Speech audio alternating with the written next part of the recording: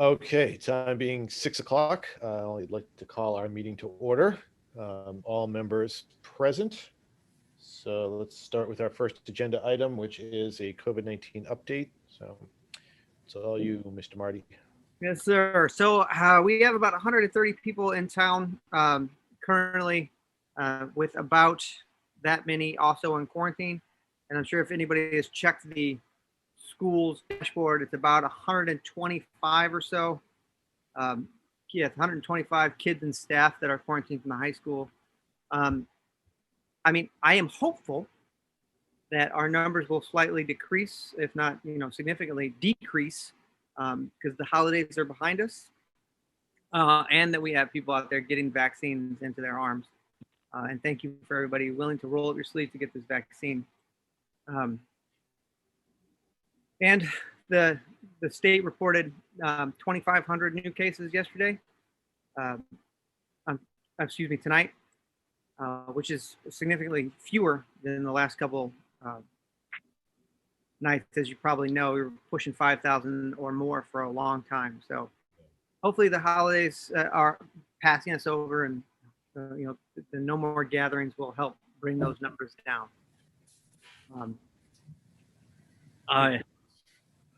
I'm sorry, go ahead. Be nice to see a positive trend for once. It would be really wonderful on my end to see some positive trend. As you know, just because we're trending positively, that does not mean our stance should weaken. It should, in fact, we should be encouraged to continue the positive behaviors such as mask wearing. All know what it is: mask wearing, staying away from people, and staying away from gatherings, because those are the things that we know are effective.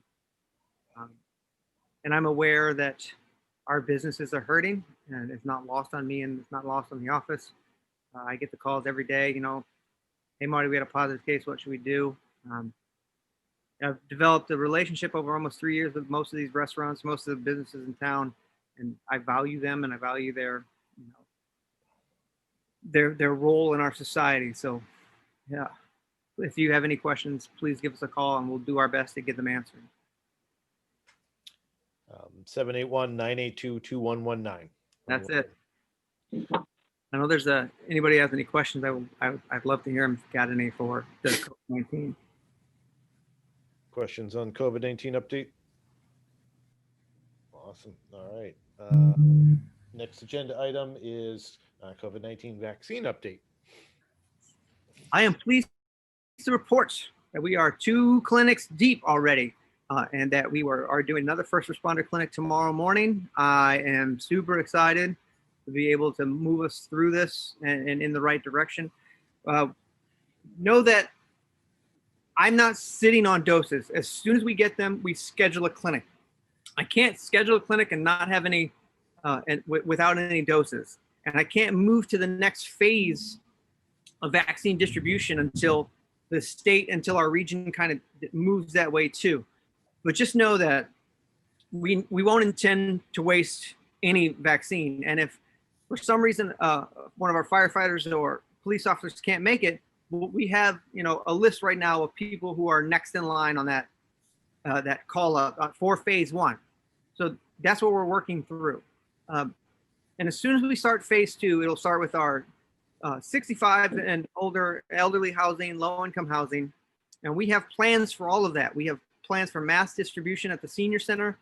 We worked with the EMS directors and our fire department brethren, and the Council on Aging to set up small vaccine clinics for our elderly population over there, and going to sites and for our ones that can't leave. We have all of the plans, and we're ready to do it. Abington is ready to execute the vaccine plan.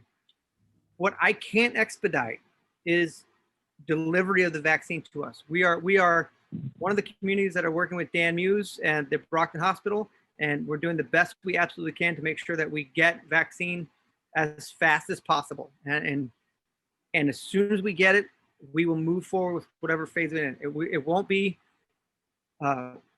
held up. It won't be stored. We won't hoard it. It will go into arms as fast as we can get it out there. And all of ours is going to be either pre-registration or registration on site if we come to you. So I want to avoid any need for any like parking lot lines or anything like that. It will be you come at a certain time because that's the time you're registered to get the shot. And I want to get everybody in and out and as fast as possible. So as soon as we can move to the next phase, we will. As soon as we can get vaccines into arms, we will. As if we have to go to senior housing to deliver the vaccines, we will. We are ready, willing, and able. And then as soon as we get that delicious science juice, it will get out into people as fast as I can make it. And this is a credit to our planning, to our EMS professionals, to our nursing, to our school nurse staff that we are ready. But I promise you, it will not be us that's holding this up.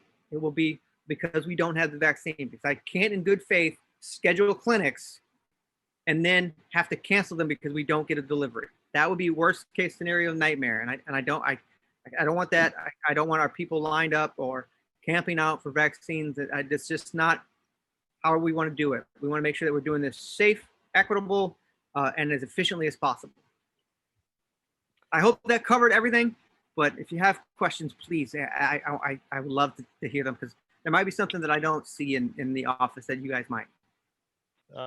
One question I would have is, do you have any concerns about the second dose, being able to get that in time?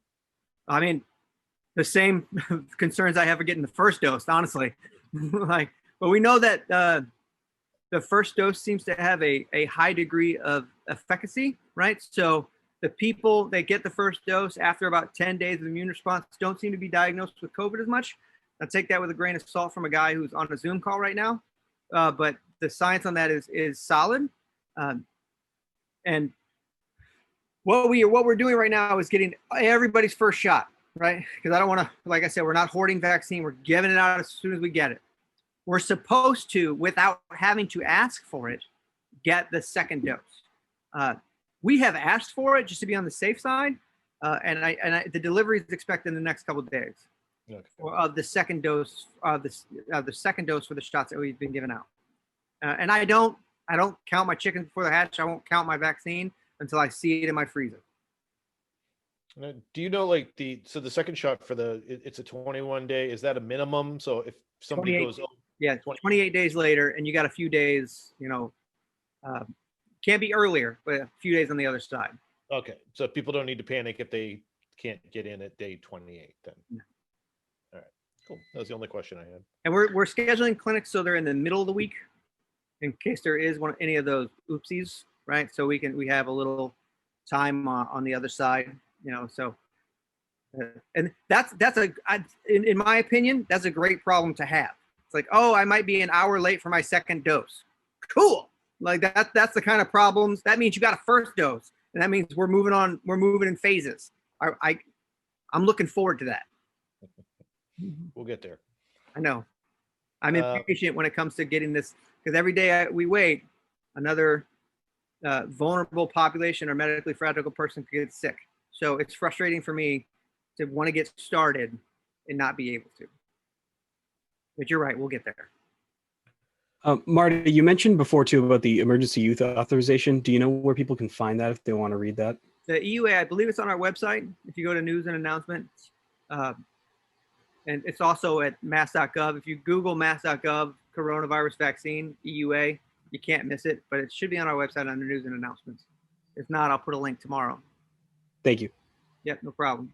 And the EUA covers a lot of things. The EUA, for those that don't know, is what a vaccine information sheet would be normally if this were a normal FDA approved, like going through the traditional channels. So the EUA is just it's basically your physician's desk reference. It's your your drug facts and information on it. Did I answer your question, Aaron? Yes, you did, Marty. Thank you. No problem. Any other questions on the vaccine? I'm going to take a second to plug, and I hope this isn't inappropriate, but just to let people know if they're paying attention to this. Abington CAM has been kind enough to work with us on a weekly update on COVID-19 and the vaccine. So if you have questions that aren't answered during our board meeting, please contact us either through our Facebook page or my email on the town website, and we'll make sure to address those on our weekly updates. Next agenda item is flu shot update and next year's plan.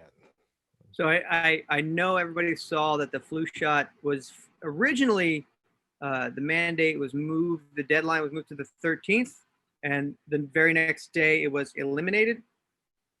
So there's no flu shot, so there's no mandatory flu shot. However, I mean, we still medically recommend that every year people get the annual flu shot because we know that it can help.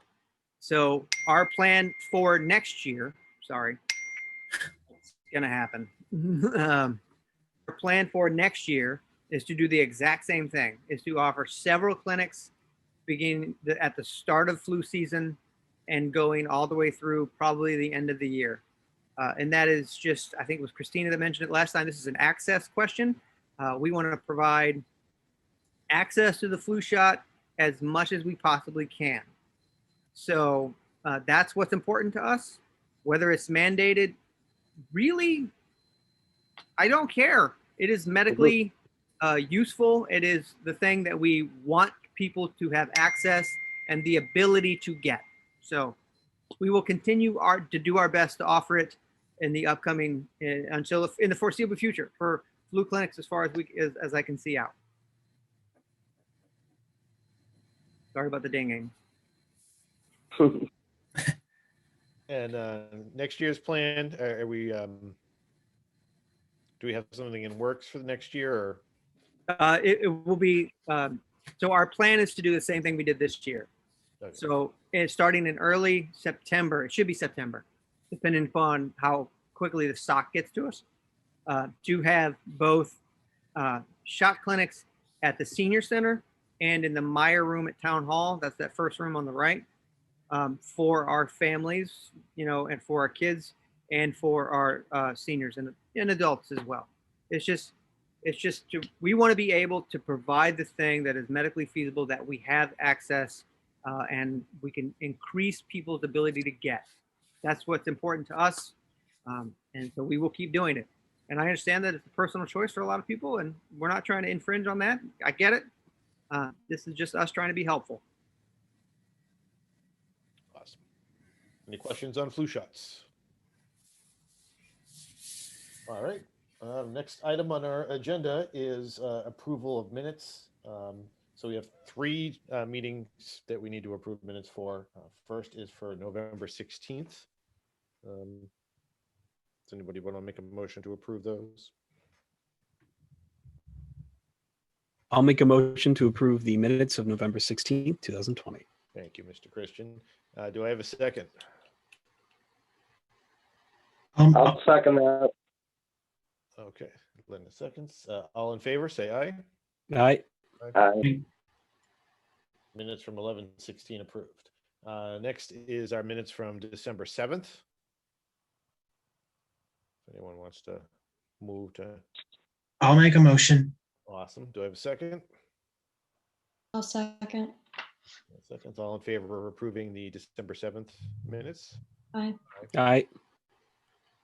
Approved. And finally, our last meeting, January 4th. I'll make a motion. Do I have a second? I'll second. All in favor, say aye. Aye. Aye. All right, we've approved all of our meeting minutes, which brings us to the end of our agenda for this evening. So, do we know what to do next? I'll make a motion to adjourn. Sorry, Aaron. A motion and a second. All in favor of adjourning? Aye. Aye. All right. Stay safe. Wear your masks. Wash your hands, and we'll see you soon.